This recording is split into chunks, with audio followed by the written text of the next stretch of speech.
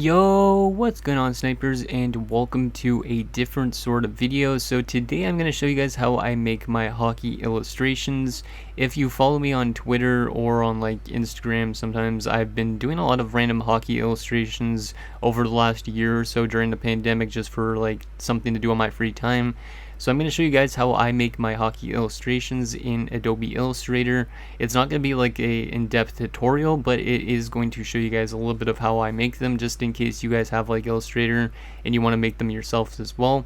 I will show you guys how to do that. So the first step is to go to like a place like Getty Images and find a high quality image of a player you want to do. So for example, like I'm doing the Steve Yzerman one, you would want to do something that has a lot of pixels. You want a very big photo, as big as possible, so you can get as much details as possible from it. And yeah, make sure to save it to your computer, and then you're going to want to start up making an artboard. So you're gonna probably want to make something around 1920 by 1080. It could be any size really, but I always do 1920 by 1080 at least, because that's standard thumbnail size. So then once you're in Adobe Illustrator, you're gonna want to go file place and place in your image of your player. You want to resize it to make sure it's as big as possible so you could actually see as much details as you can. And then you're going to make sure to center this layer a little bit, just so you can get a little bit better results. And make sure to lock this layer as well, because you don't want to be putting this stuff directly on this layer. And this will be your reference layer. Then you're going to want to create a new layer above that layer, and then make sure you save as well, because constantly saving is actually a really good pro tip. You do not want to not save till the end, because if Adobe crashes like it does a lot, then you're going to lose a lot. But anyways, you're going to want to create a new layer and use a color that's not really in the image at all. So for me, I use this very vibrant green color just because it stands out a lot, and I know that it's a part that I've done.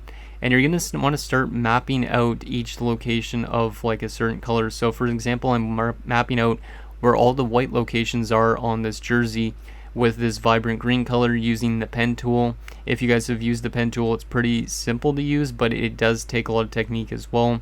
I'm not going to explain how to use the pen tool, but there's probably a lot of tutorials on how to use it on YouTube. So you're going to just want to trace pretty much every single location that is a specific color with that color. So for example, I'm doing the white, and I'm going to be tracing like over the captaincy logo. I'm going to be also doing over the 19 on the jersey, also all the lines, the logo itself, because this is the Detroit Red Wings logo.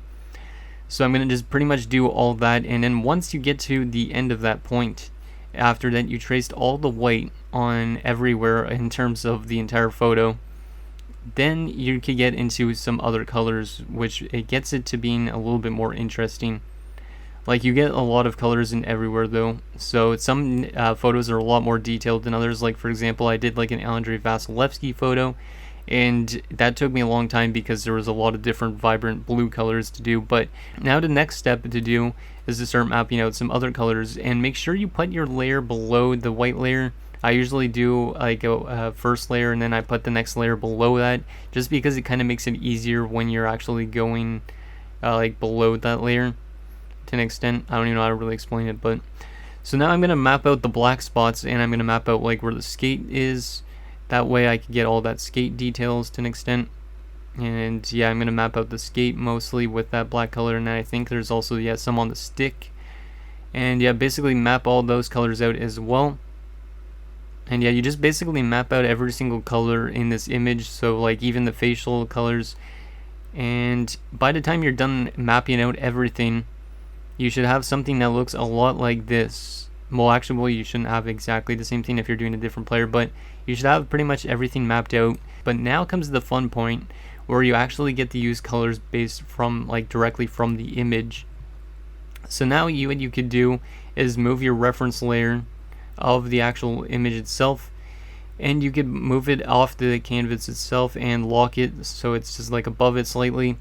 And then you're going to lock that layer again, and then you could start taking colors directly from that part of the image with the eyedropper tool, and actually making the illustration you did the actual colors from the direct image.